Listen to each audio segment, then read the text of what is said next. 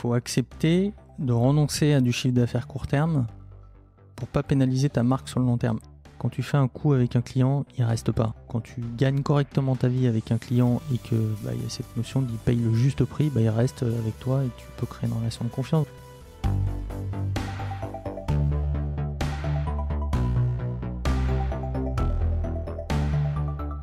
Bonjour, vous êtes sur le point d'écouter un nouvel épisode du Panier, le podcast e-commerce dans lequel on décortique les recettes gagnantes des acteurs du commerce en ligne. Mon objectif est de dénicher avec vous les meilleurs conseils et retours d'expérience pour se lancer et progresser dans la vente en ligne.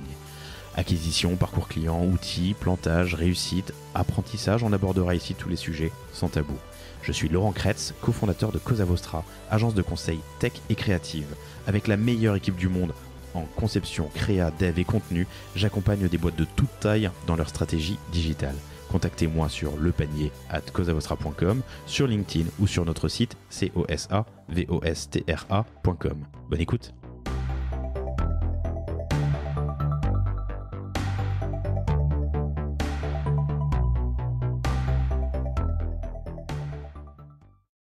Bonjour à tous, très heureux de vous retrouver pour ce nouvel épisode du Panier. Je suis aujourd'hui avec Franck Ladouce, qui est le cofondateur avec Charlotte Caton de What Matters. Salut Franck, ça va ? Bonjour Laurent, ça va très bien. Très heureux d'être là aujourd'hui avec toi. Moi aussi, parce qu'on parle de cet enregistrement depuis très longtemps, mais on vous en dira plus dans une seconde. What Matters, que vous pouvez retrouver sur what-matters.fr, WHAT-MATERS.fr, distribue des produits de soins, d'hygiène et d'entretien de la maison, sous un modèle que tu vas nous décrire dans une seconde. C'est un milieu qui est hyper intéressant, assez concurrentiel, très attaqué par sur lequel la proposition de start-up est large ces dernières années.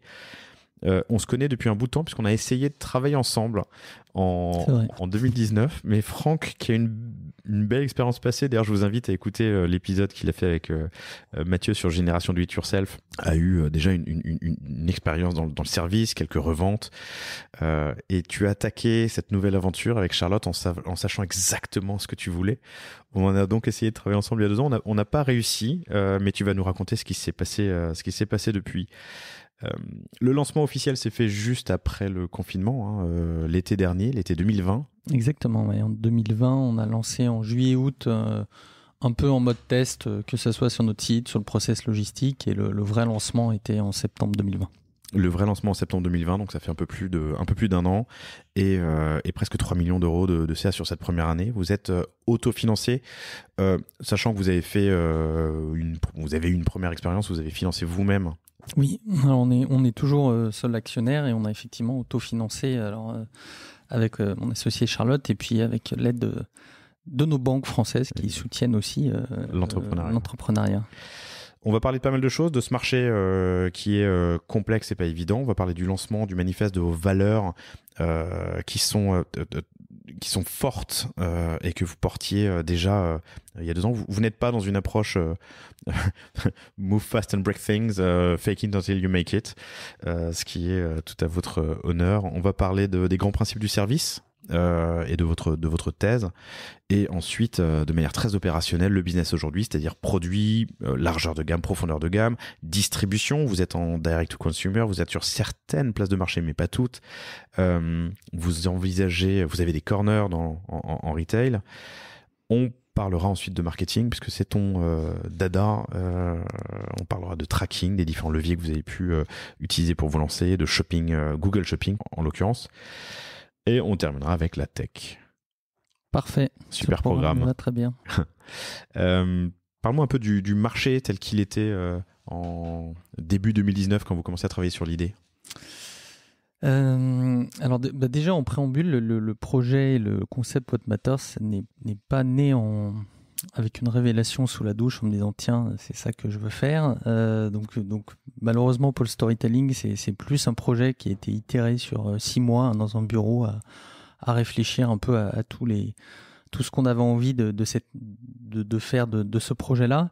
Marché comme tu le disais globalement très concurrentiel et quand on se remet en 2019, il y a un peu moins effectivement de projets de start-up aussi qui se sont lancés à peu près en même temps que nous. Pour nous, le vrai sujet concurrentiel, pour adresser ce sujet tout de suite dans ce podcast. Je pense que toutes les startups aujourd'hui, 900 Care, Respire, La Marque en Moins, Spring, je veux dire, on est tous en train de faire changer le marché et on n'est pas tant des concurrents les uns avec les autres, si ce n'est que on va peut-être se piquer quelques mots-clés ou quelques budgets sur du Facebook ou du Google, mais l'enjeu et la concurrence, elle est pas là pour nous. Pour nous, l'enjeu, elle est sur effectivement les grands groupes industriels, des L'Oréal, des Unilever, des Procter et tout un tas d'autres marques. Donc nous, on trouve ça super. Toutes ces startups éduquent le marché, on éduque tous le marché ensemble avec des propositions de valeur un peu différentes à chaque fois. On n'est pas tous alignés sur le même... en tout cas sur le même angle, ce qui est plutôt super, comme ça les clients ils ont aussi le choix de ça. Donc voilà un petit peu sur l'environnement concurrentiel. Pour nous, ce qui était alors du coup, il y a une innovation sur les habitudes de consommation aussi. Est-ce que vous éduquez aussi les vieux acteurs installés institutionnels, j'ai envie de dire? Moi, ça a toujours été un peu ma thèse, c'est un bien grand mot, mais de se dire aujourd'hui, si on se parle franchement, aucune de ces startups, de ces nouveaux projets, personne n'a d'usine en propre, probablement personne n'en aura jamais. Donc finalement, on travaille tous, je ne veux pas dire avec les mêmes industriels, c'est pas vrai, mais on travaille tous avec des entreprises qui fabriquent aussi pour l'industrie traditionnelle. Donc l'enjeu, il est surtout de comment on utilise des structures plus agiles marketingement pour arriver à travailler avec des grands groupes. Si je prends notre exemple, c'est vrai que nous aujourd'hui on a réussi à avoir un partenariat stratégique avec Veressence, qui est un des premiers verriers français et qui produit des flacons en verre, notamment qui est de la technologie du verre renforcé qu'on a lancé avec What Matters. C'est un mastodonte et on a réussi à travailler avec eux parce que ils y ont trouvé une émulation d'équipe en interne, que deux, ils ont pu lancer une technologie que probablement un grand n'aurait pas voulu lancer sur le marché directement. Donc on a été un peu un laboratoire pour eux. Et je pense que c'est comme ça qu'il faut voir aujourd'hui nos structures et nos startups. C'est de comment on utilise un peu notre traction, que ce soit en communication, en marketing, pour essayer de faire bouger les grands groupes. Parce qu'aujourd'hui, ce qui m'a un peu... Moi, je viens pas de ce secteur-là, tu le sais, j'ai travaillé 20 ans dans le sport avant. Donc moi, j'ai découvert cette industrie, l'industrie. Et ce qui m'a marqué, c'est que finalement, l'innovation, elle est drivée par ces grands groupes, puisqu'en fait, c'est une industrie de volume. Donc, tant que des grands acteurs ne bougent pas, finalement, l'innovation, entre guillemets, technique sur le pack, finalement, elle avance pas si vite que ça. Donc, il faut arriver à pousser et avoir du volume, parce qu'aujourd'hui, c'est une industrie de volume. Et on le voit, on est tous confrontés, les acteurs dont je parlais, à ces sujets de volume et de prix de vente. Parce qu'en fait, évidemment que quand tu produis un produit à part 50 000 pièces, c'est pas la même chose que quand on fait 5 millions.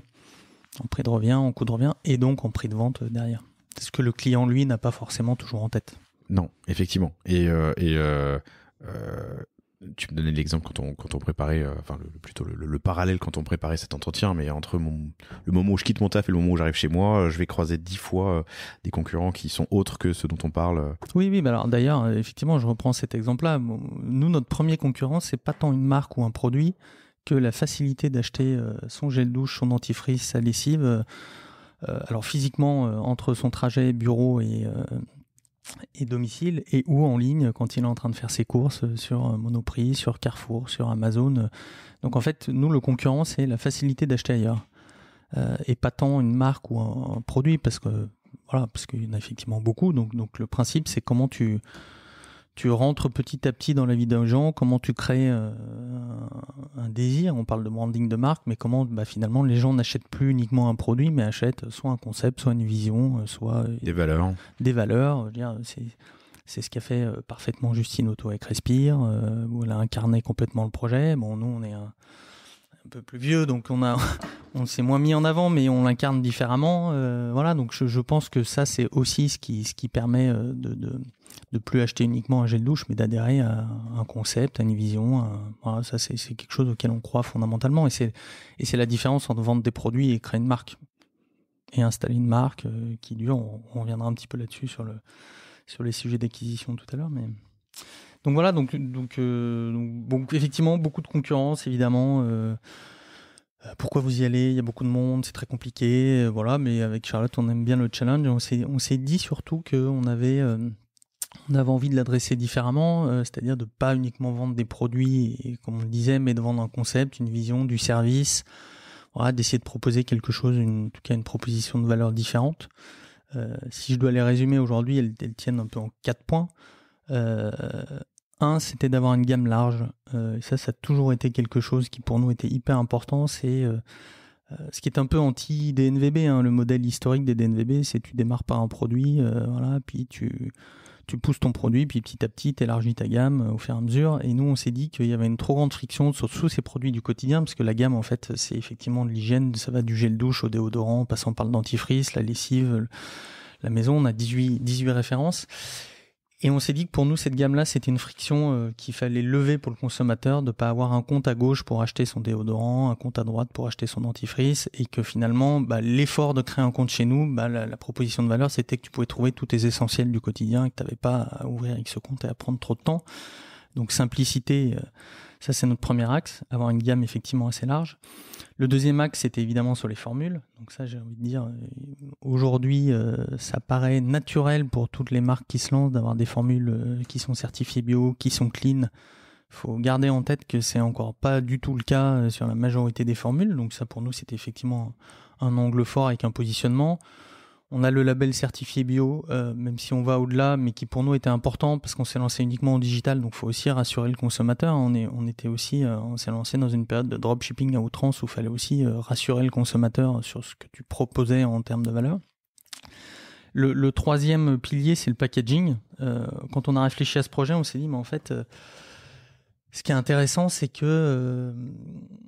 qu'aujourd'hui, tout le monde regarde la formule, mais finalement, quid du pack, quid de l'usage, quid du flacon qu'on utilise, du rechargeable. Alors évidemment, je reviens pas là-dessus, je l'ai pas dit, mais ça nous paraissait une évidence. On avait envie d'avoir un projet qui ait du sens, plus responsable, sans être militant, mais en étant engagé. Et je reviendrai un peu sur la nuance là-dessus.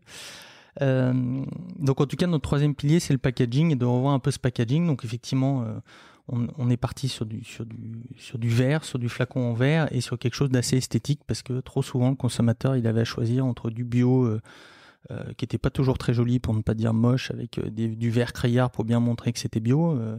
Et ben nous on a pris le parti inverse de faire quelque chose de très sobre, très esthétique, et qui quelque part devienne un élément de décoration de votre intérieur, que ça soit dans la cuisine ou la salle de bain, et qui est rechargeable et renforcé. Donc voilà, 70% de plastique en moins, et un flacon qui est 3 fois plus résistant, antidérapant.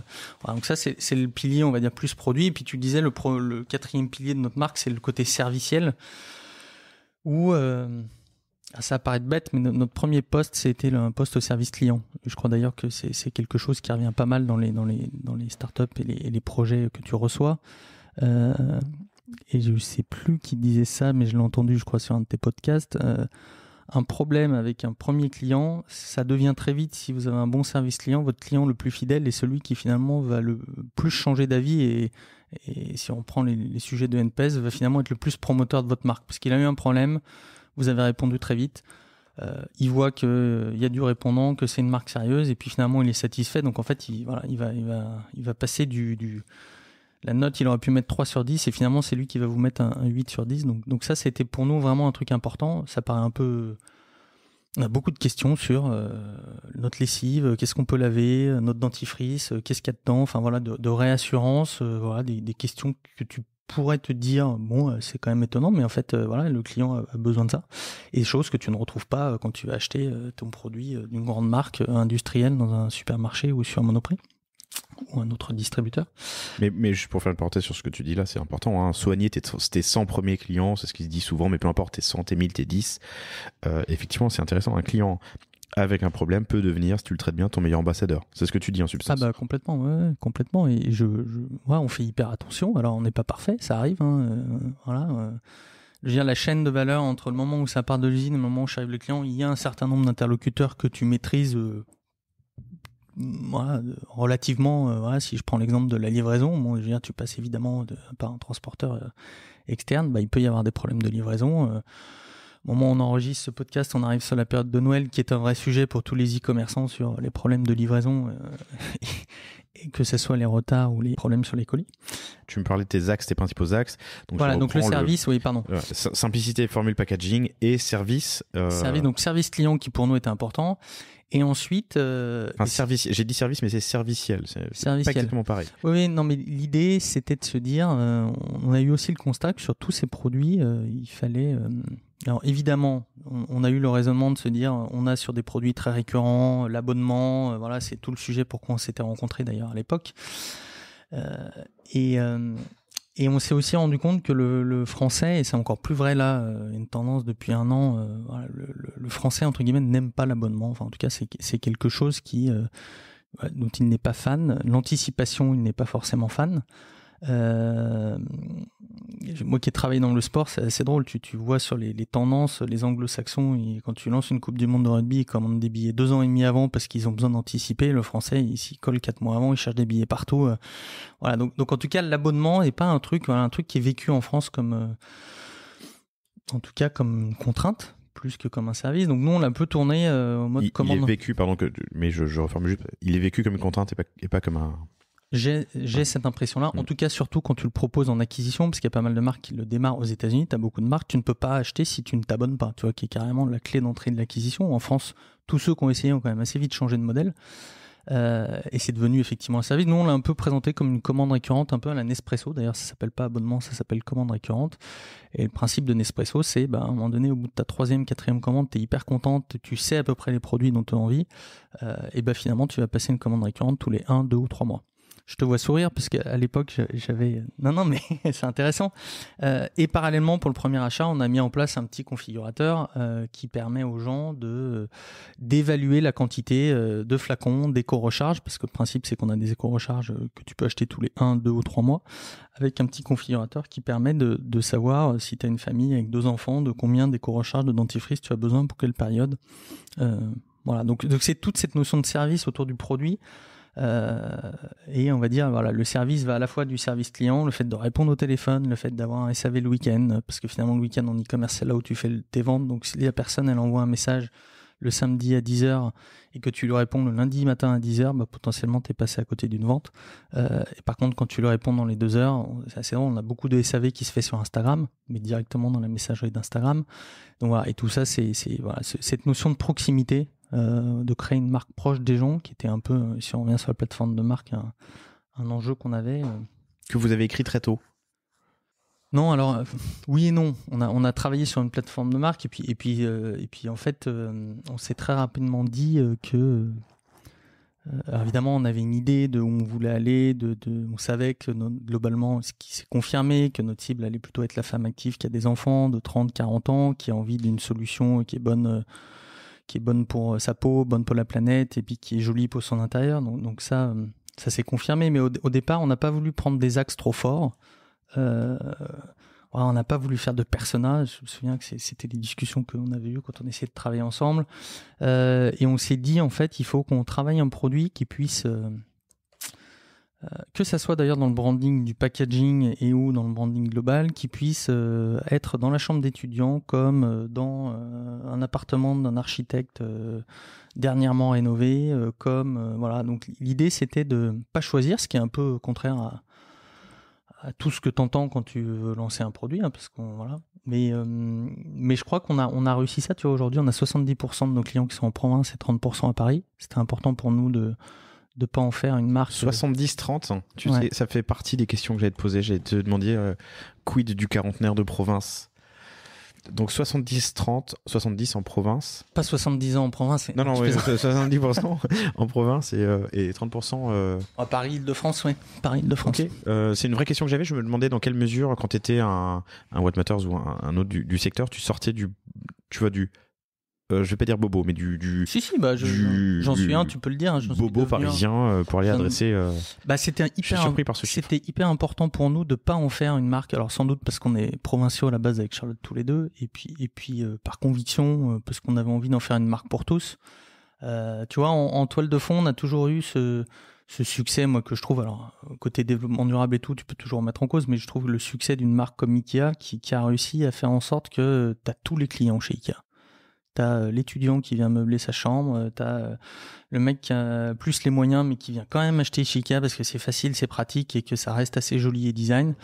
Et voilà, et ça on a réussi à entre guillemets à recréer voilà, on a des gens pour qui on est pas cher, tu vois, et puis on a des gens pour qui on a un petit luxe accessible. Voilà, donc Quand on s'est croisés, c'était donc à l'été 2019. Ça faisait quelques mois que vous y pensiez. Vous aviez travaillé avec une nana qui était brillante, enfin Laura Colomba, je vais pas dire de Exactement. bêtises, sur toute une donc de l'agence Mondays, sur toute une disons insight marché, analyse de la concurrence, premier travail sur cette plateforme de marque.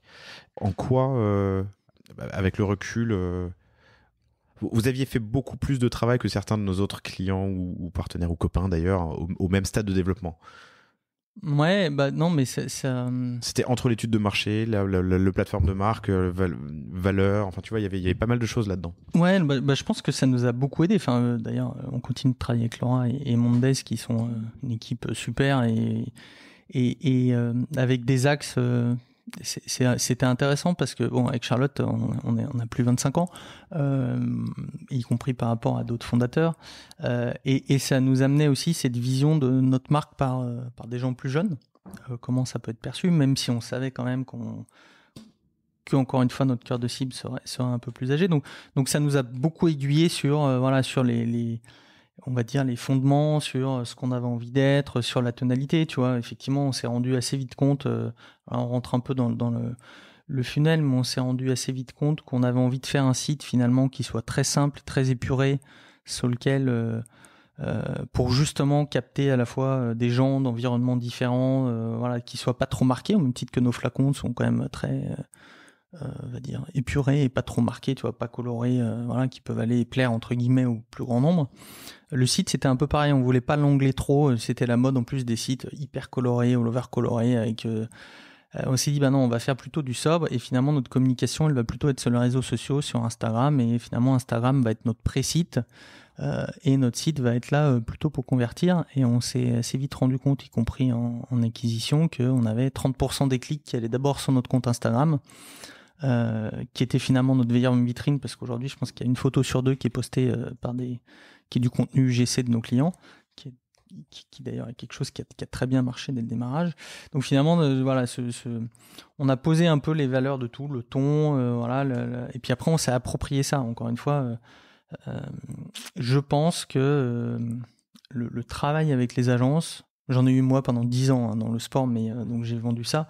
Je pense que notamment dans le marketing, tu ne peux pas utiliser tel quel ce qui sort d'une agence, et pour moi ça doit être digéré. Tu dois prendre le temps de le digérer et de l'adapter. Ce qui est assez drôle, c'est que des choses que Laura nous avait dit, parce que pour elle c'était d'une évidence claire 2 ans avant, nous on a eu besoin de notre propre cheminement pour parfois arriver aux mêmes conclusions et puis parfois non. Mais pour moi c'est un outil, c'est pas une finalité en soi. Donc je suis très voilà. En tout cas c'est ma manière de fonctionner. Je pense qu'il faut prendre ça comme des inputs. Après forcément il y a personne d'autre mieux que toi qui peut connaître ce que tu as envie de faire, ta marque et ton ressenti, et puis tu vas te tromper, et puis peut-être que voilà. Ça c'est ma vision des choses sur le côté agence. Donc pré-lancement, vous définissez, vous réfléchissez au marché, vous demandez un peu la vision avec cette agence du produit et de ce que vous pouvez faire, vous définissez vos axes, vous posez un peu la plateforme de marque, engagé mais pas militant. Ouais, alors ça c'est un détail qui est important. Nous, notre credo, c'était de dire, et sans doute, là, pour le coup, vision aussi de moi en tant que consommateur, aujourd'hui, on sait que la planète va pas bien, que l'environnement ne va pas bien. Je pense que tout le monde en est conscient. Pour autant, on n'avait pas envie de rentrer dans un discours ni culpabilisant, ni... donc en fait on a pris tout l'inverse, on s'est dit nous on va aider les gens à changer, et le meilleur moyen de changer c'est de ne pas s'en rendre compte ou de faire par le plaisir ou par l'esthétisme, et pas en te disant oh tu consommes mal, ça fait 20 ans que tu as mal consommé, mauvais consommateur, tiens achète donc ça, ou tiens regarde cette plage qui est pleine de plastique mais tu te rends pas compte, voilà, change d'habitude. Voilà, ça c'est pas je critique pas ça, je dis juste que nous c'est notre vision, elle est plutôt là dans la com positive, de se dire Bah, tu vois, tu viens chez nous, finalement, tu vas avoir des bons produits, c'est quand même globalement esthétique. En tout cas, non, on trouve que c'est plutôt esthétique. Et puis en plus, tu vas économiser 70% de plastique et tu vas faire un geste finalement pour la planète. Et nous, on s'adresse, quand je disais engagé et pas militant, c'est-à-dire que nous, je pense que notre marque s'adresse aux gens qui ont envie de changer de mode de consommation, qui honnêtement savent pas comment s'y prendre trop, parce que c'est pas si simple de passer au tout solide, c'est pas si simple de passer au dentifrice solide, c'est pas si simple d'avoir du liquide vaisselle solide. Et il y a pour ce marché-là, il y a beaucoup de marques très spécialisées qui existent, qui font des super produits. Je prends l'exemple sur le solide de Unbottle, on se parle beaucoup, il est super, ce qu'ils font c'est canon.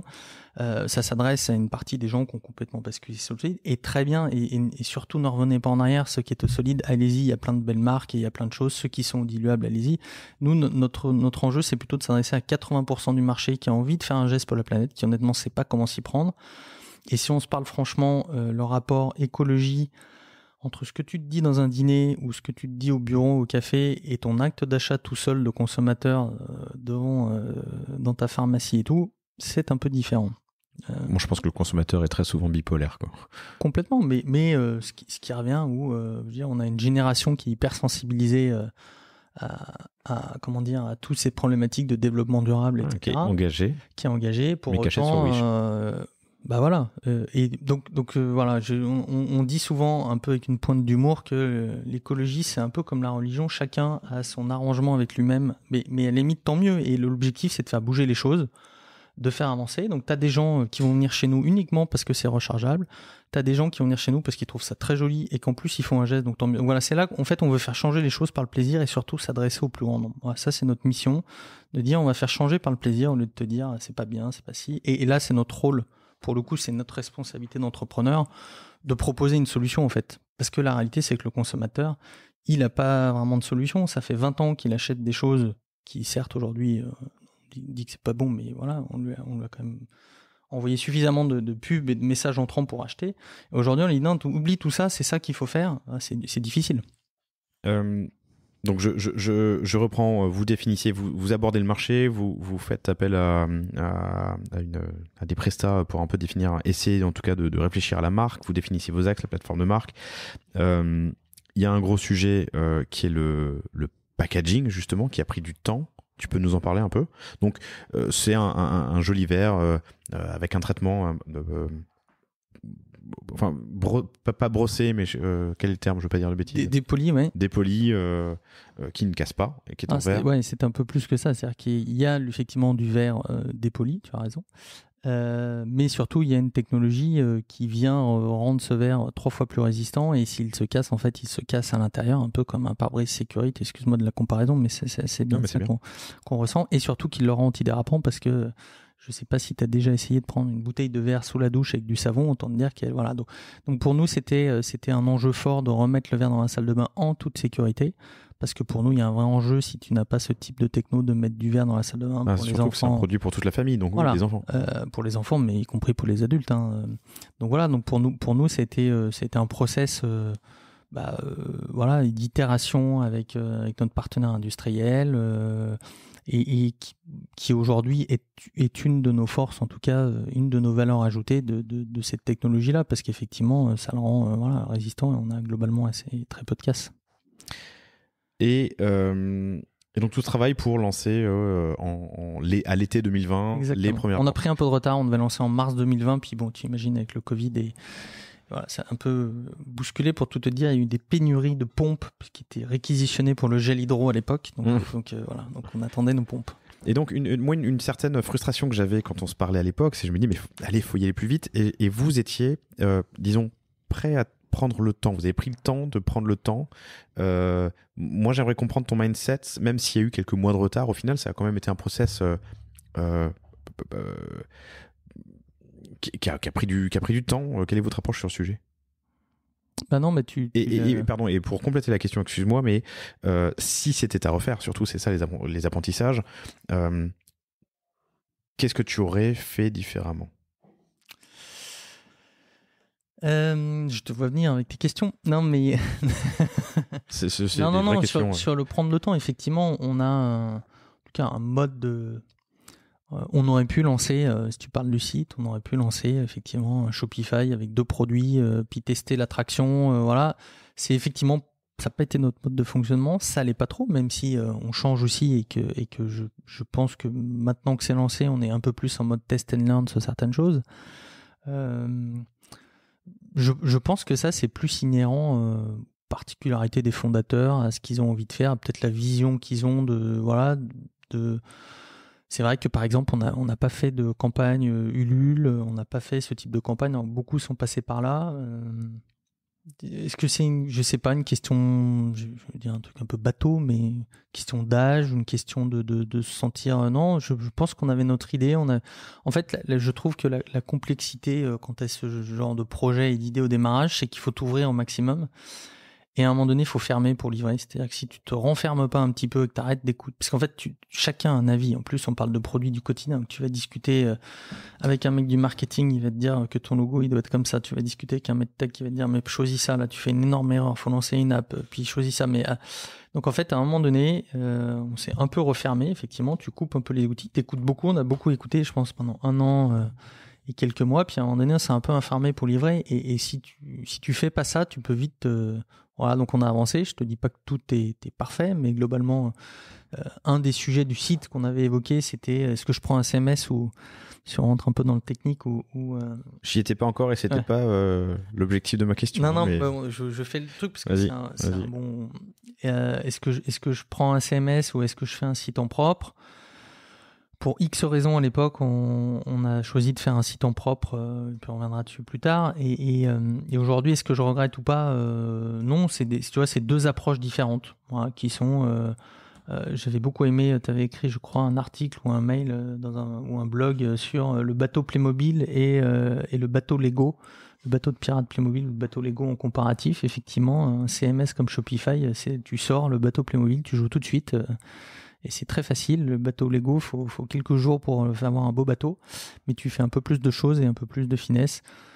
Je pense que si on prend l'exemple de Shopify qui est en train de cartonner depuis maintenant, enfin qui cartonne depuis très longtemps, mais là on sent qu'il y a une accélération assez forte et effectivement l'offre d'aujourd'hui n'est plus celle de 2019. Donc voilà. Globalement, j'ai pas de regrets. Il y a des jours, c'est plus simple d'avoir un bateau Playmobil, et puis des jours, c'est plus simple d'avoir un bateau Lego pour ajuster les petites choses. Là où je voulais t'emmener, je sais pas si je voulais t'emmener, mais j'ai moi personnellement souvent tendance à dire sur ce podcast qu'il faut avancer vite et se lancer, qu'il est jamais trop tôt pour commencer à communiquer, même avant le lancement, pour construire une communauté. Tu es la preuve, comme beaucoup d'autres, que alors je dis que vous avez pris le temps, mais vous n'avez pas chômé, puisque vous lancez avec une gamme large, oui, c'est assez complexe. Enfin, voilà, il y a beaucoup énormément de recherches sur le packaging, et que ça marche. Donc allez vite.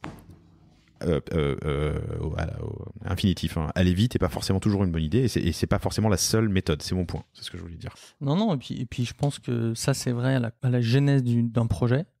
Je pense que c'est encore plus vrai dans l'accélération d'un projet, si on parle de financement ou de levée de fonds, qu'à un moment donné, je ne crois pas que tu crées la même marque quand tu te développes en 1 an dans 10 pays en même temps, ou si tu prends le temps de faire 2 pays par an pendant 8 ans. Je pense que tu peux faire 2 beaux succès, 2 beaux projets.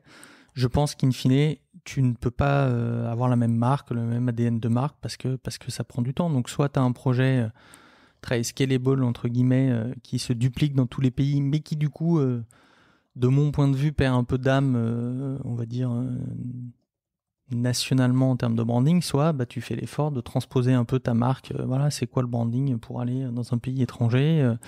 Voilà, donc je te prends l'exemple de ce développement-là parce que c'est des questions auxquelles nous on est confrontés, et aujourd'hui je pense qu'il faut pas aller trop vite.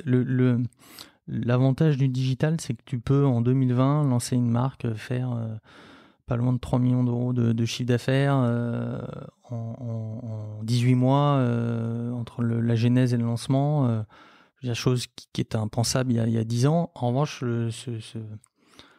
ça peut retomber aussi vite que ça monte, en fait. Il faut être hyper prudent. On est tous conscients de ça. Donc une marque, ça s'installe par des codes. Le digital te permet d'accélérer, mais aujourd'hui, on le voit bien. C'est quoi les codes pour installer une marque ?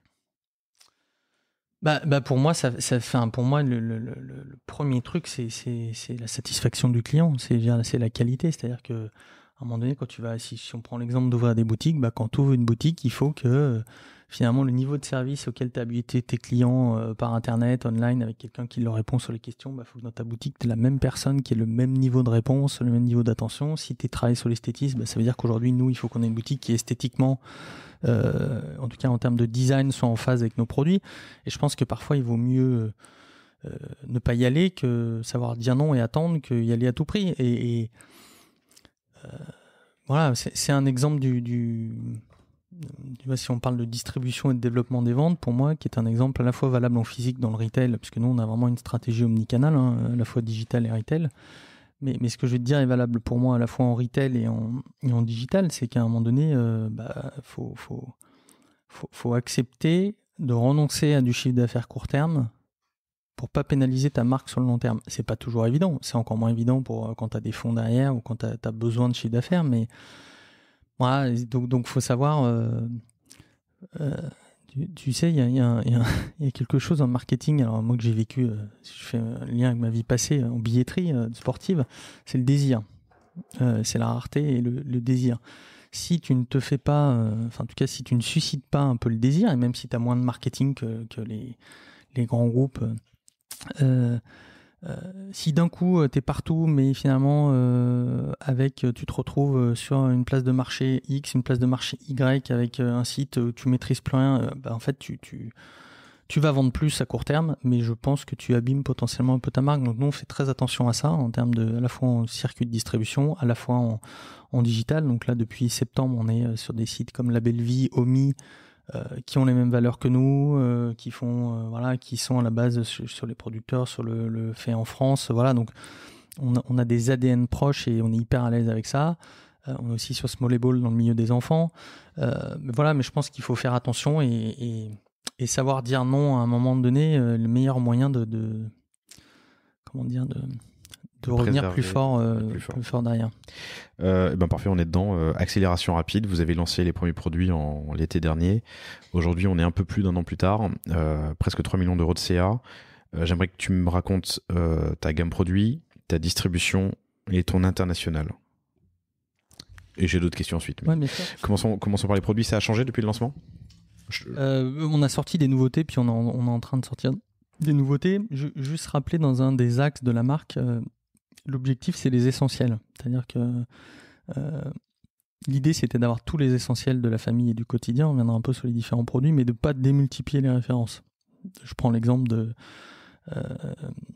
du dentifrice. Aujourd'hui, tu peux avoir X dentifrice. La réalité, c'est qu'aujourd'hui, le dentifrice, tu en as besoin de 2 avec les doses de fluor, un pour les dents de lait, un pour les dents adultes. Après, tu as le goût qui change, tu as l'odeur, tu as tout ça. Mais d'un point de vue purement technique, dans toutes les surmultiplications de références que tu vois dans les supermarchés, tu as 50% de vraies innovations formules et puis tu as 50% qui n'est que du marketing. Donc nous, on fait attention à ça. Donc aujourd'hui, on a 18 formules réparties dans 4 gammes. Une gamme hygiène, dans laquelle tu retrouves du gel douche, du déodorant, du shampoing, tous les basiques de l'hygiène, du gel lave-main. Une gamme maison dans laquelle tu retrouves du liquide vaisselle, de la lessive, du multisurface, donc évidemment tout ça rechargeable. Des tablettes lave-vaisselle qu'on a lancées justement là au mois de juin dernier.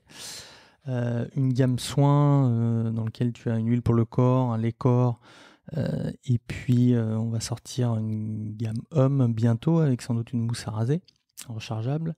Voilà, donc l'idée c'est en tout cas d'être les basiques, et basiques au bon sens du terme, les essentiels de la maison. On n'a pas vocation à remplacer tous les produits de la salle de bain d'un foyer. On a un peu cette vision, même si je vais faire référence à un produit un peu industriel, mais qui quand même d'un point de vue, tu vois, la crème Nivea que tout le monde a eu que tous les foyers français, en tout cas une grande majorité des foyers français ont eu dans leur placard, et y compris à côté de la crème de jour Guerlain pour les plus expertes, il y avait une crème Nivea qui traînait pour toute la famille. Nous, on a un peu ce positionnement-là de dire non, on va pas remplacer tous les produits. Notre shampoing, c'est le shampoing de toute la famille. On sait qu'une femme, elle va avoir besoin d'un shampoing très technique parce que elle a des cheveux colorés, parce qu'elle a des cheveux très particuliers, très fins, sur gras ou pas. Et nous, on veut pas rentrer là-dedans. Il y a plein de produits très spécialistes qui existent. Nous, par contre, ça va être le bon shampoing pour toute la famille. Et si tu as besoin de produits experts, tu vas aller acheter des produits très experts. Enfin, je fais tu vois, quand on a lancé, même si c'est des univers très différents, beaucoup regardé ce qu'a fait Asphalt, qui, je veux dire, qui a un peu ce positionnement. On est sur les basiques, les bons essentiels que vous utilisez tout le temps. Ça ne vous empêche pas de vous acheter des superbes fringues à côté. Et c'est son discours d'ailleurs. Il dit on met pas en cause ça, on dit juste avec nous, vous achetez le basique que vous gardez. Et il y avait eu un peu de ça quand on a lancé, de se dire on est sur des bons basiques. Il y avait combien de produits en lancement ? Je crois qu'on était sur 14 ou 15 et que maintenant on doit être à 18. C'est ça, donc finalement vous avez attendu d'avoir une gamme large pour le lancement que vous étoffez au fur et à mesure. Oui, parce que c'est lié à des logiques de panier moyen, quand tu et ce que tu nous disais au début, c'est que tu voulais qu'il y ait c'est un one-stop shop. Du côté client, c'était l'intérêt du côté client pour enlever la friction d'avoir X compte. On connaît la guerre du mot de passe, du machin, d'acheter un produit à 7 €, les frais de port, pas les frais de port. Et puis évidemment, de notre côté, en termes d'acquisition et de coût d'acquisition, d'avoir un panier entre guillemets moyen suffisamment élevé pour entre guillemets avoir des coûts d'acquisition plus voilà, c'est compliqué. Alors après il y a des modèles qui marchent très bien, encore une fois c'est notre vision des choses et ce projet là. Il y a des modèles purs produits, notamment une boîte, j'ai oublié le nom, qui fait des déodorants produits uniques, je crois que c'est une boîte de Pays-Bas là, qui fait 10 ou 15 millions de chiffre d'affaires en 3 ans en vendant un déodorant. Donc il y a d'autres modèles qui cartonnent, hein. Sur la distrib, vous avez commencé en direct consumer avec votre site dont on parlera tout à l'heure. 1 an plus tard, il y a des concept stores, il y a du retail, il y a un peu de retail, pardon, il y a de la parapharma, il y a des places de marché. Quelle a été la strat et quels sont les enseignements que tu en tires ? Alors, nous, depuis le début, on savait qu'on avait en tout cas un projet qui devrait être porté par du digital et du retail. On le savait depuis le début et d'office, dans notre tête, fallait qu'on aille en retail un jour. On a démarré sur notre site, donc le chiffre d'affaires dont tu parlais, il est fait à 95% sur notre site aujourd'hui, puisqu'en fait on a ouvert un peu sur le retail, on revient un peu sur le B2B et tout ça à partir depuis juin dernier, donc depuis 3-4 mois, un peu plus, mais...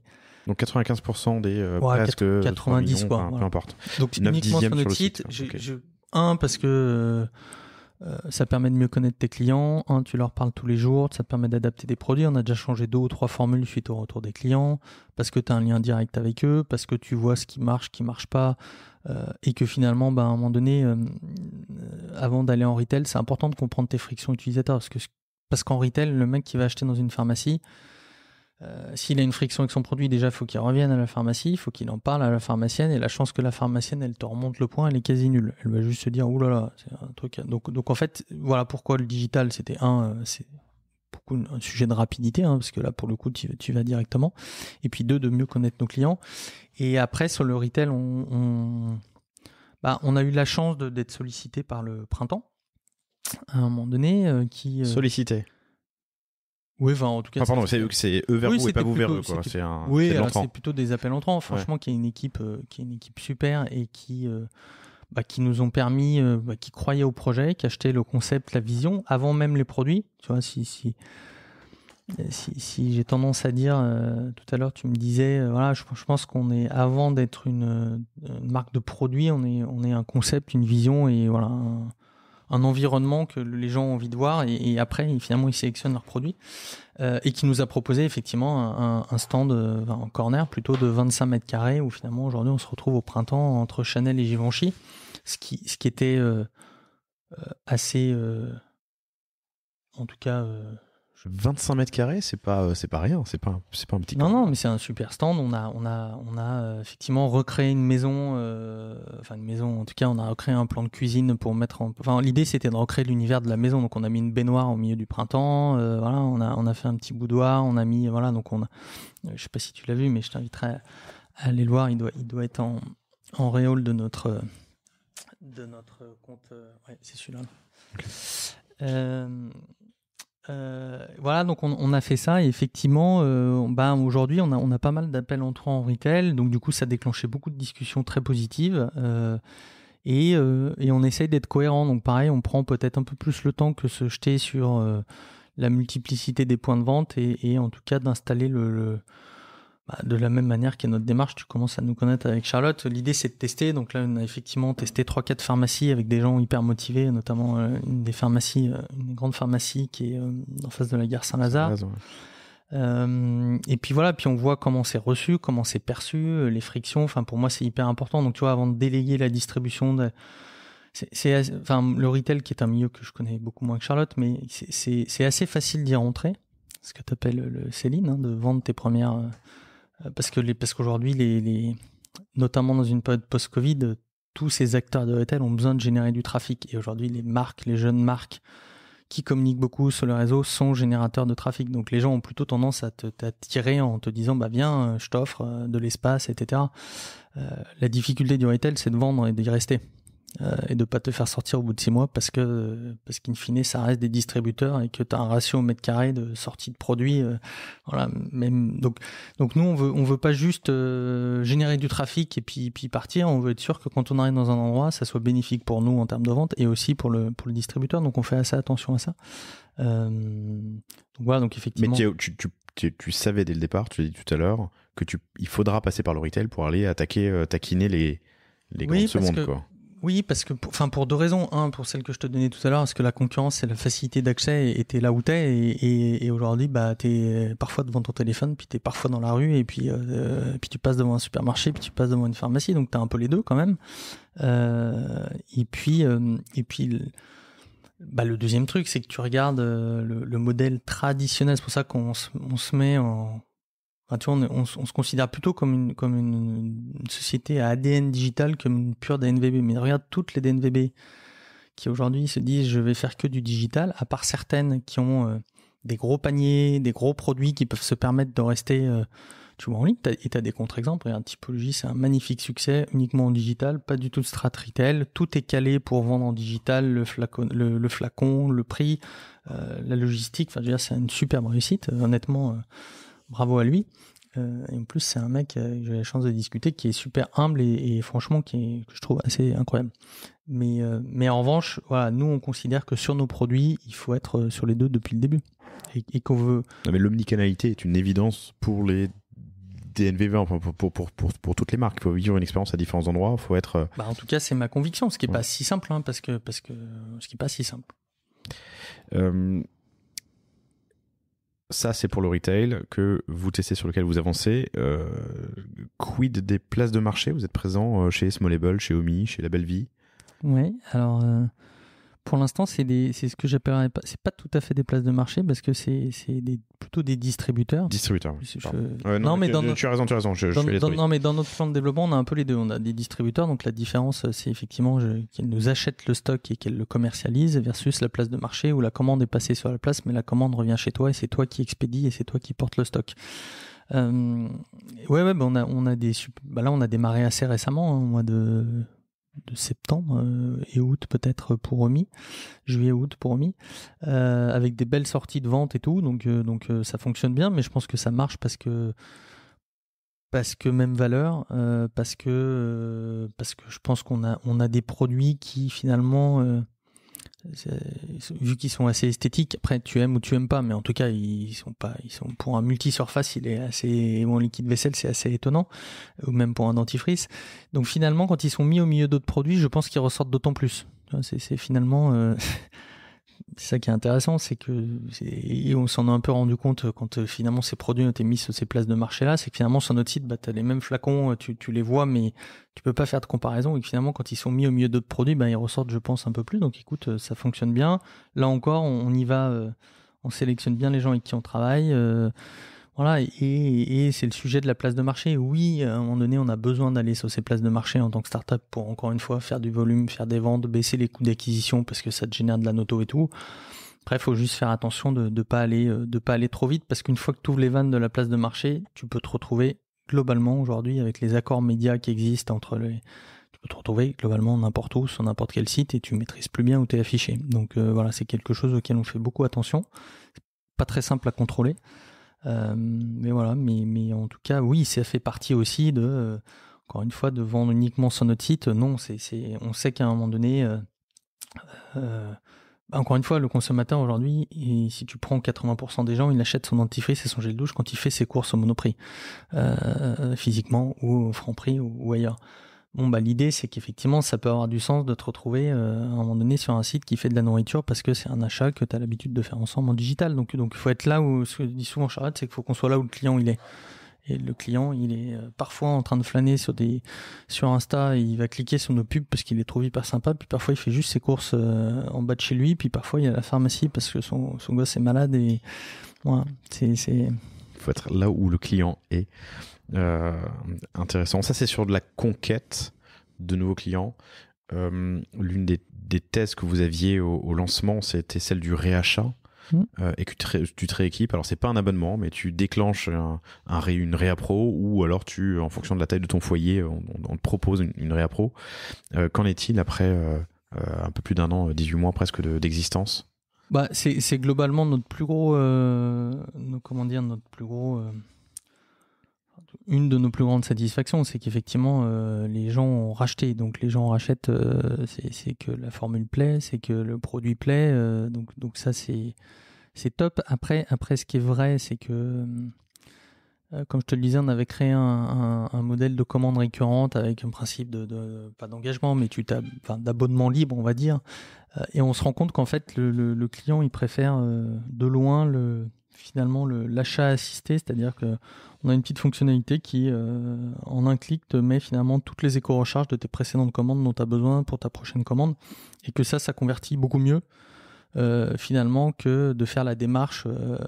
Voilà, donc ça s'explique par plein de choses, mais en tout cas, effectivement, on est plutôt là-dessus de ce que j'appelle moi du réachat poussé au bon moment, pas trop agressif. Tu vois, aujourd'hui, on vient seulement après un an de mettre en place un peu de marketing automation avec Klaviyo. On a installé Klaviyo, donc j'entendais Email Club qui faisait la promotion de Klaviyo.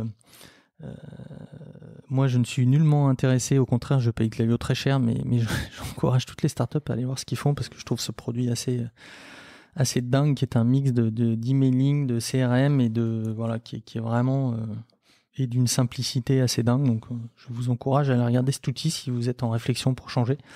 Donc, on a lancé un peu tout ce marketing automation.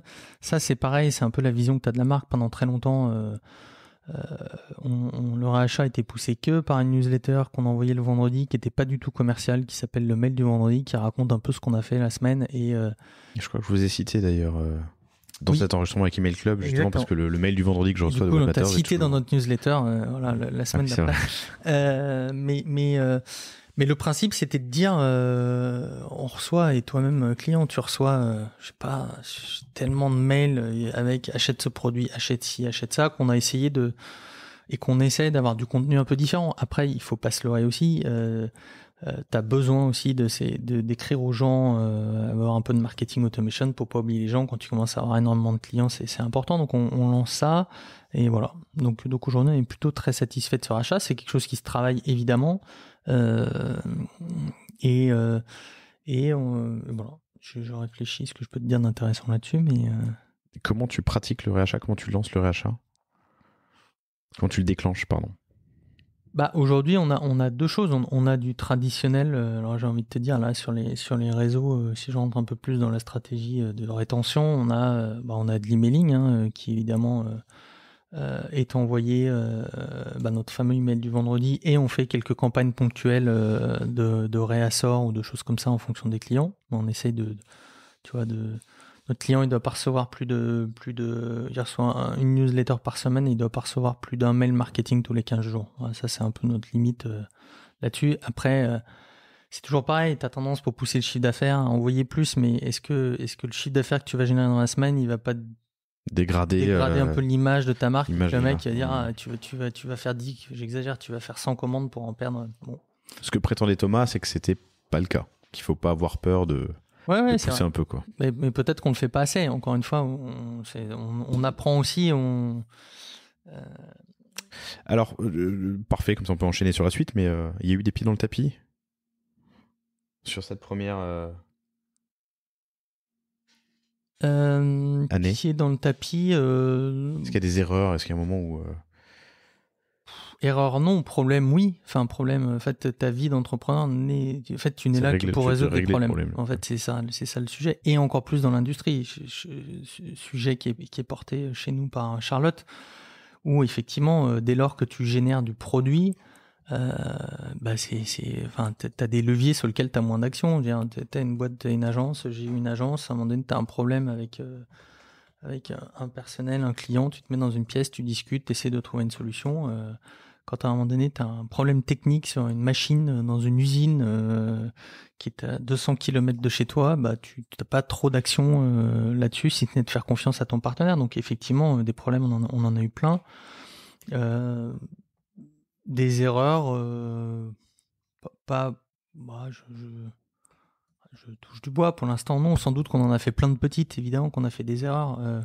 On n'a jamais rien fait de rédhibitoire. On a fait un peu à notre manière. On a effectivement la chance d'avoir déjà entrepris avant. Donc nous, l'objectif de ce projet-là, c'était aussi de se faire plaisir en bossant.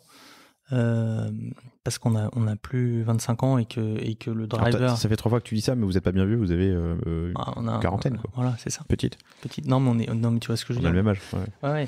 Non, mais on est plus si jeune dans l'univers des startups. Tu t'apparais vite comme un petit vieux. Tu sais ce que tu veux Non, mais tu sais ce que tu veux, tu sais ce que tu veux pas, tu sais les contraintes que tu as envie de mettre, tu sais ce qui te fait plaisir. Moi, j'aime beaucoup apprendre, donc c'était un de mes drivers. Donc tu sais un peu plus là où tu as envie d'aller. Parfois, tu sais que c'est peut-être pas que tu pourrais avoir un chemin plus court, plus rapide, mais tu dis non, mais j'ai envie de le faire comme ça en fait. Donc ça c'est le privilège de l'âge quand même, qu'il en reste quelques-uns. Privilège de l'âge et honnêtement aussi de ta situation peut-être financière qui te permet de. Évidemment. T'as pas été pressé, non, mais moins que d'autres peut-être par le. Non, mais c'est. Tu as raison de le souligner, c'est une évidence, c'est que le fait d'avoir effectivement, revendu une première structure te met un peu moins ou beaucoup moins la pression sur ton sujet perso. Pour autant, et tu vois, l'objectif de se payer pour moi dans une société, que tu aies les moyens de pas te payer ou pas, il est sain économiquement pour la boîte et puis mentalement. En tout cas pour moi, tel que je suis foutu. Mais oui, effectivement, tu as un petit peu moins de pression. Tu as raison. Après, on a mis beaucoup d'argent dans le projet, donc la pression elle est différente. On a fait notre premier site tout seul. Tu as mis ta retraite dans ton. Oui, effectivement. Donc tu vois, tu retrouves les mêmes logiques de pression un peu à différents niveaux, mais voilà. Vous êtes à l'équilibre, vous y arrivez, vous le voyez, il se profile à l'horizon. Ouais, on est effectivement, tu vois, on va finir l'année, on a un peu en déficit, ce qui pour une première année est pas normal, mais très très peu quoi. On est pas loin de l'équilibre. Ouais. Ok, parfait. J'aimerais parler de marketing et de tech. Commençons par la tech. Du coup, on s'est quitté il y a 2 ans. J'allais monter mon bateau Lego. Ah ouais, c'était ça. Et moi, je te disais, prends le bateau Playmobil. Ouais. Des jours, je me dis, tiens, j'aurais dû prendre le bateau Playmobil de Lego, le bateau Playmobil de Laurent. Puis des jours, je me dis, non, j'ai bien fait que non. Donc Du coup, vous êtes parti sur quoi ? On est sur React. On est sur React, Next.js et voilà, et développé en propre, sans CMS. Le plus dur, c'est le fait de ne pas avoir de CMS, c'est finalement tout le plug que tu fais au début entre guillemets pour te connecter avec des API extérieures, parce que tu peux quand même te connecter à tous les autres outils, mais tu as besoin de faire des ponts API.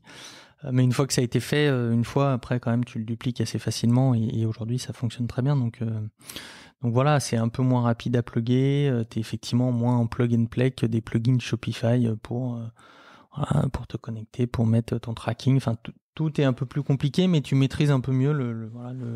Mais tout le back-end est en Node ? Oui. Ok, pas de PHP ou de Ruby, j'en sais rien, ou de Python pour. Ok. Et un front en React. Ouais. Vous êtes passé du coup avec un free, une agence en interne ? On est passé par une agence et aujourd'hui on a Kevin, que je salue, qui est un free qui est devenu free brillant, qui fait partie de cette catégorie de développeurs suffisamment rares pour les garder près de vous, qui a une approche business et qui est pas juste en train de pondre des lignes et qui se projette un peu sur l'usage de ce qu'il est en train de développer. Et c'est suffisamment rare pour le souligner. Et voilà, c'est hyper important. Effectivement, c'est mon bras droit technique, en tout cas, sur tous ces aspects-là. Parce que moi, je suis très tech, mais je ne suis pas développeur, pour le coup. Non, mais t'es tech curious. Voilà. Non, je vais dans le code, je vois à quoi servent ces lignes de code, mais je suis pas capable de coder, quoi, on va dire. Ok. Et donc, Kevin, en interne, oui, j'ai raté quasiment. Quasiment, enfin, ok, presque. Donc, full time pour vous, en fait. Ouais, pas tout à fait, parce qu'il a besoin de liberté, tu sais. Donc, il garde un peu de liberté pour travailler sur d'autres projets aussi. Donc, un site développé en propre qui permet... Il y avait une des difficultés à l'époque qui était... Enfin, une des difficultés, en tout cas, une question qui se posait, qui était ce petit moteur qui permet, en fonction de la taille de ma famille... Parce que tu avais créé des énormes matrices sur Excel en disant si j'ai un enfant, il faut telle quantité en fonction de son âge et une réappro toutes les 6 semaines pour faire un minimum d'impact écologique sur la livraison. Et en même temps, il faut une livraison suffisamment récurrente pour qu'il y en ait toujours et pas tous les 6 mois. Enfin, il y avait plein de variables à faire entrer. On avait même parlé de data. On parlait déjà de data science à l'époque. Ça aussi, développé en propre et mis à l'épreuve. Oui, alors sans doute, si je suis tout à fait honnête avec toi, pas dans le côté data, parce que pour les auditeurs, quand on s'est rencontré avec Laurent, j'avais effectivement un axe très data, machine learning, presque sur la consommation et tout. Et effectivement, ça, je pense que c'était un petit peu en avance de phase, donc je l'oublie pas, ça reste dans un coin de ma tête. Non, aujourd'hui, par contre, on est effectivement dans toutes ces matrices encore une fois, tout ce qui est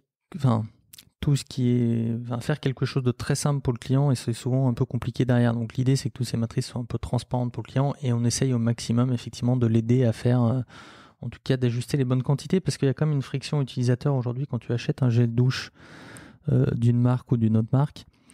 Et d'ailleurs, c'est peut-être une question que je vais te poser, mais je pense que tu as du mal à savoir le prix de ce gel douche. En tout cas, c'est pas intuitif pour toi de me donner le prix d'un tube de gel douche. Et surtout, tu ne sais pas si tu payes 280 ml, 320 ml, 190 ml, 500 ml. Notamment avec l'industrie traditionnelle qui a tendance à grossir un peu les tubes pour avoir cet effet présent dans les rayons, tu sais plus vraiment la quantité que tu achètes et le prix que tu achètes. Donc ça aussi, il y a toute une logique d'éducation sur les quantités. Et aujourd'hui, nous, on a mis des pompes sur tous nos flacons pour consommer moins mais mieux. C'est-à-dire que oui, peut-être qu'au litre, nos produits bio, etc. sont un petit peu plus chers, mais qu'avec la pompe, tu es censé en utiliser moins qu'aujourd'hui l'industrie traditionnelle qui a tendance à te mettre des bouchons de plus en plus gros pour que tu te badigeonnes de gel douche et que tu en rachètes toutes les semaines. Donc ça, c'est pareil, c'est notre parti pris. Tu aurais pu dire, ouais, mais du coup, tu pousses pas à la consommation pour qu'on rachète chez toi. Oui, mais mais tu respectes tes valeurs. Oui, et moi j'ai toujours considéré que, y compris quand j'avais mon agence, tu fais pas des coups avec tes clients en fait. Quand tu fais un coup avec un client, il reste pas. Quand tu gagnes correctement ta vie avec un client et que y a cette notion d'il paye le juste prix, il reste avec toi et tu peux créer une relation de confiance. Donc je pense que ça c'est pareil dans le consumer. Dans le couloir, on en parlait tout à l'heure sur les soldes. C'est vrai qu'aujourd'hui, par exemple, on est dans une période de Black Friday. Donc plutôt de déstockage, mais aujourd'hui les soldes sont quand même en tout cas le témoignage parfois que quand tu as des soldes à moins 80%, je parle pas spécifiquement de déstockage parce qu'il y a le vrai déstockage et puis il y a aujourd'hui aussi il y a du faux déstockage entre guillemets, que c'est compliqué aussi d'habituer le client à payer le prix juste alors que toute l'année il y a des soldes de plus en plus réguliers où il y a des promos moins 50, moins 70, moins 80. Oui, on a des consommateurs captifs qui attendent la promo pour acheter. Oui, et en fait c'est toujours la même chose, et qui zappent. Oui, et puis tu vois, si on saute sur le e-commerce, la livraison qui est un vrai sujet aujourd'hui, ce qui est un fabuleux outil pour les gens. Je pense à Amazon Prime, où il y a énormément de gens, pareil, tout le monde va dire Amazon, oh là là, mais enfin la réalité c'est que il y a quand même énormément de gens qui utilisent Amazon parce que ça reste très pratique. Amazon est habitué à ne pas payer le transport. Donc aujourd'hui, quelqu'un qui vient sur ton site et que tu lui expliques que toi... en fait, quand tu prépares une commande entre l'emballage, l'envoi et tout, ça te coûte 5 € ou 6 € parce que tu as des flacons en verre et tout. Au début, il dit, mais je comprends pas, c'est gratuit à gauche, quoi. Donc voilà, donc c'est important d'éduquer le consommateur, qui comprenne et qu'il n'ait pas l'impression que tu as plein de leviers. Alors c'est intéressant, on est parti sur les leviers, du coup j'aimerais bien comprendre, et peut-être dernière phase de cette épisode qui est passionnant, tes leviers d'activation et surtout en fonction de l'état d'avancement de développement, disons, de What Matters. Qu'est-ce que vous avez fait avant le lancement ? Est-ce que vous avez fait quelque chose avant le lancement ? Alors, comme je te disais tout à l'heure, on n'a pas fait de Ulule ou de Non, mais en termes de content. En termes de content. Alors, on est 1er juillet 2020. On lance. Donc aujourd'hui, là, on a 58 000 abonnés sur Instagram. On lance le compte le 1er juillet 2020. Donc au lancement. Donc au lancement, le site est à peu près prêt. Je pense que c'est la première fois que je poste un truc sur Instagram, même si j'avais un compte perso avant.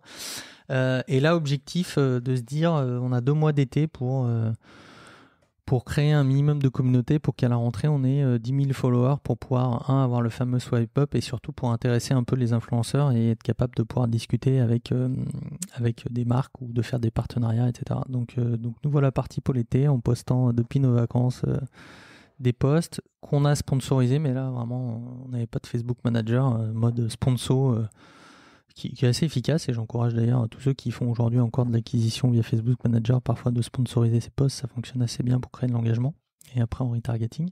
Et donc on a fait ça et on est arrivé, je crois, à la rentrée de septembre à pas loin de 10 000 abonnés sur notre compte en 2 mois. Alors les gens ont plus on avait un produit assez nouveau avec notre dentifrice, on a sponsorisé, et alors on a mis un peu d'argent, tu vois, on a dû mettre 100, 200 euros par jour, donc c'est pas rien, hein. Encore une fois, on a démarré ce projet avec un peu de moyens aussi, mais du coup on a créé assez vite une communauté de 10 000 personnes, et septembre on lance Facebook Manager, donc le canal d'acquisition Facebook Insta. On lance en fin décembre, non même novembre, un peu de Pinterest. En parallèle, on lance à l'époque du Google Ads, mais plus pour protéger la marque et pas grand-chose. Mais on va dire pendant les 6 premiers mois, 80% de Facebook Insta, 10% de Pinterest et 10% de Google Ads. Et là, notre objectif et mon objectif depuis juillet, c'est effectivement de diversifier tous ces canaux. Ces canaux sont tous hyper puissants, sont tous de plus en plus réguliers, iOS 2015, 2014, le RGPD.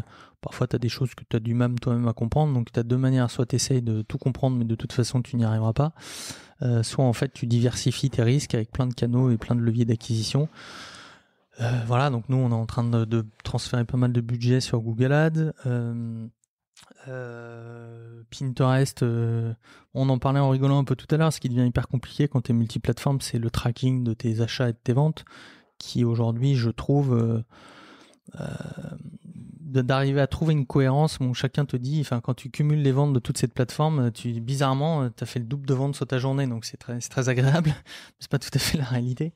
Donc voilà, ça devient assez difficile de vraiment savoir. Mais du coup, comment tu arrives à traquer, par exemple, je sais pas, je prends un canal au hasard, mais Pinterest? Toute la problématique, c'est la fenêtre on va dire le paramètre de tracking que tu utilises. Donc, plutôt tendance à être sur du 7 jours clic pour être sur le clic et pas sur la vue. Après, quand tu es sur le clic, est-ce que tu es sur le premier clic ou le last click comme Analytics qui te prend le last click? N'oublions pas que sur un premier achat, en général, avant d'acheter, tu as entre 7 et 10 points de contact avec la marque. Donc le mec, il est peut-être venu une fois sur ton Insta, il va revenir une fois sur Google, il va avoir une pub de retargeting.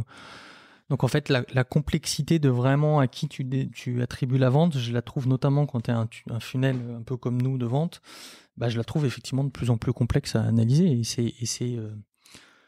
Donc nous, à titre perso, on a un pilotage au cost global, aux dépenses médias globales et au chiffre d'affaires. Donc ça, c'est ton premier levier hebdo que tu suis. Et après, évidemment, que tu rentres un peu dans le détail de tracking, mais Pinterest, tu peux avoir, quand tu retarget notamment des gens en clients, tes clients, tu vas avoir un clic et puis 4 ventes. Parce qu'il considère qu'il a envoyé une image sur un de tes clients qu'il a vu dans la journée passer à peu près un quart de seconde, et puis finalement ce client a acheté le soir et il s'attribue la vente. Donc tout ça, faut être hyper prudent, effectivement. Elles ont toutes tendance à te pousser des bons résultats pour que tu dépenses plus chez elles. Voilà. N'oublions pas que depuis iOS 2015, quand tu es en 7 jours clics, 1 jour vu, maintenant sur Facebook Manager, c'est un algo qui te calcule qui te remonte les ventes, c'est plus forcément tes ventes réelles. Donc voilà, ces plateformes restent hyper puissantes, c'est une certitude. Opaque un peu. Oui, opaque et oui. Après, moi, je suis hyper. Je veux pas tomber dans la critique de ces plateformes parce qu'en fait, elles nous permettent toutes aux startups aujourd'hui de vivre et que sans ces plateformes, toutes les jeunes boîtes que nous sommes ne seraient pas là aujourd'hui. Je suis pas dans la critique. Hein, non, je te dis juste parce que souvent, tu as un peu ce côté Facebook, machin. C'est vrai qu'il y a des progrès à faire en termes de protection de la vie privée, qu'il y a plein de dérives. La réalité, c'est que ça reste des outils qui te permettent de toucher des gens hyper rapidement, de façon très pertinente. Tu comprends effectivement pas tout, donc je pense que le modèle, et je crois que c'est de plus en plus vrai, c'est qu'il faut... faire confiance à l'algo.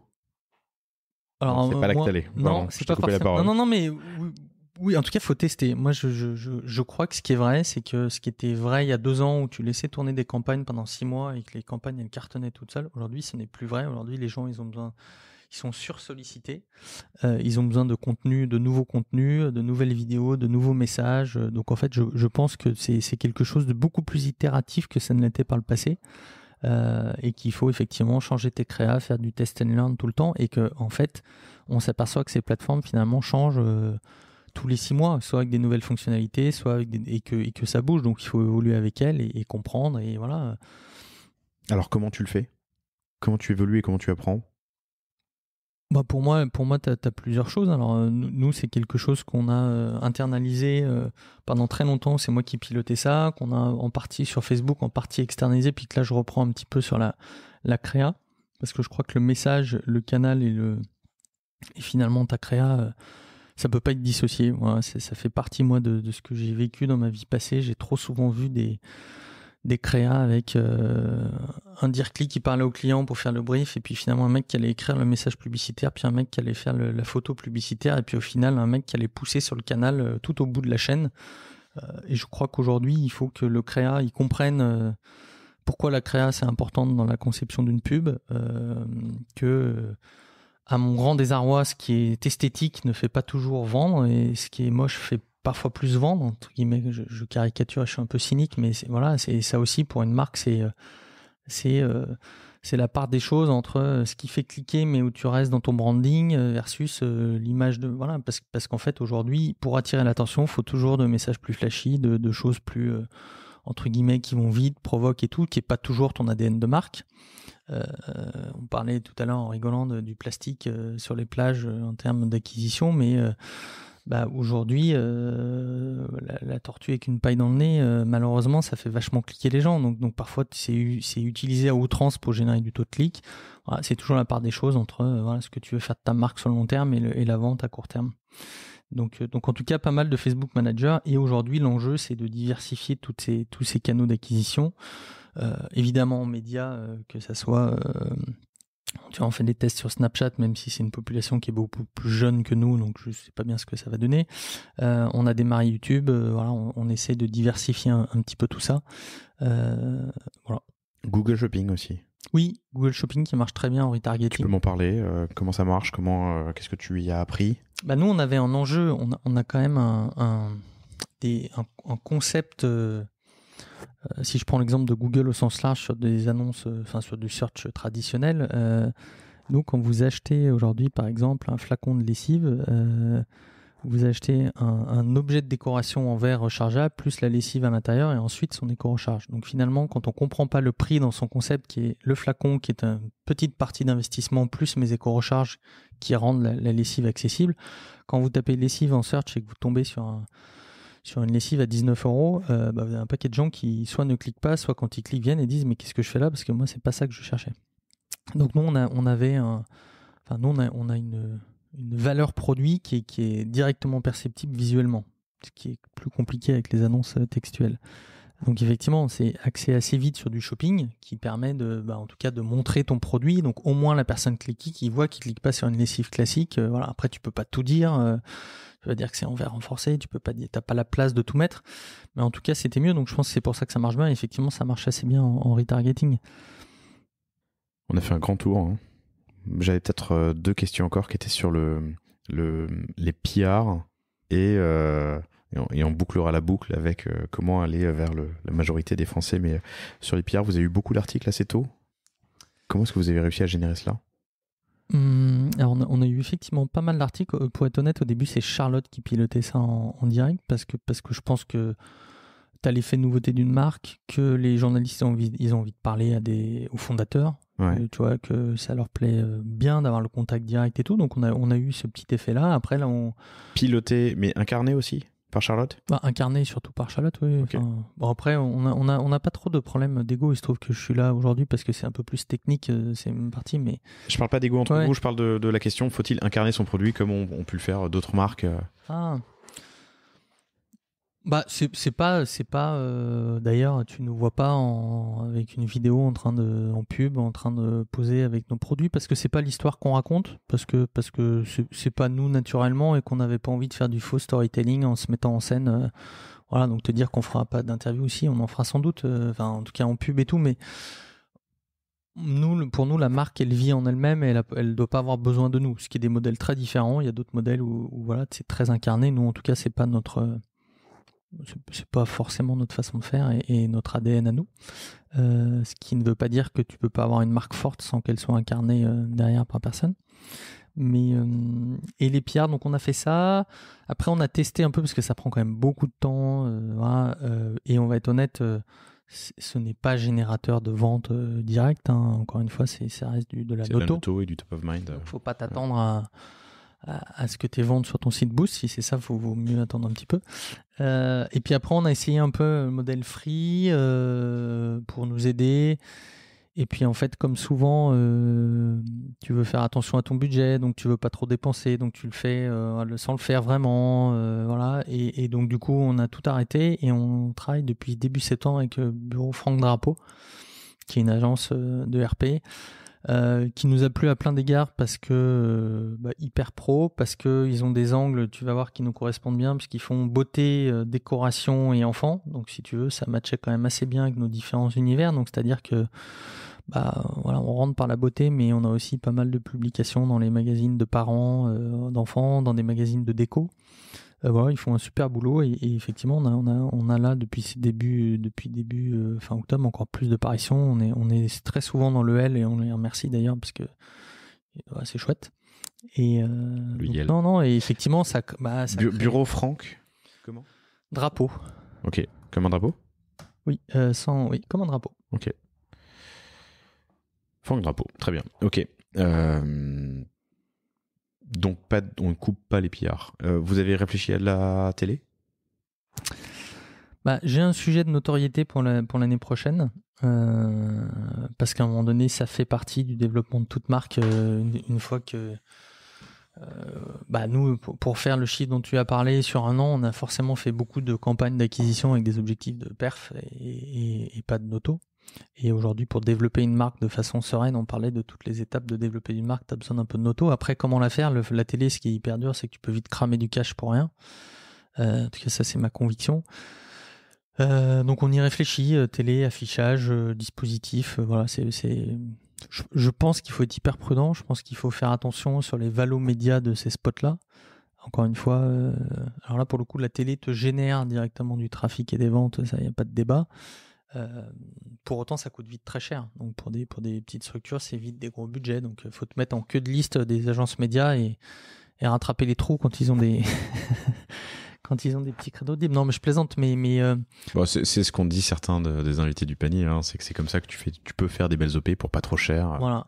Après c'est très vite compliqué, y compris en presse écrite, puisque la presse écrite aujourd'hui, quand même de plus en plus sur des dispositifs médias payants.